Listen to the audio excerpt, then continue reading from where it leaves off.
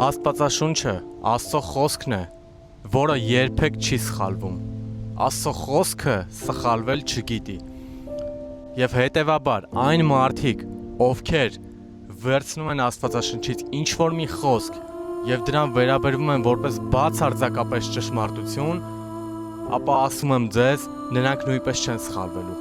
որովհետեւ Աստծո խոսքը սխալվել չգիտի։ Աստծո խոսքը 100-ից 100 իրականացող խոսք է։ Աստծո խոսքը մարդու խոսք չէ։ Այն Աստծո հոգով գրված խոսք է։ Վերցրու Աստծո խոսքը որպես ճշմարտություն։ Վերցրու Աստվածաշնչից որպես ճշմարտություն ինչ-որ մի խոսք, որը որ քո սրտին կպել է, կամ ինչ-որ միտեղ կարդացել ես։ Եվ դա փորձիր հավատքով իրականացնել հենց քո կյանքի մեջ, ու կտեսնես, որ քո կյանքում դա իրականություն է դառնալու։ Եվ դա մի սերմ է, որ եթե ցանեցիր քո սրտի մեջ, այն աճելու է, այն դառնալու է մի մեծ ծառ, ինչպիսին այս հաստափոր ծառն է։ Աստված օրհնի քեզ։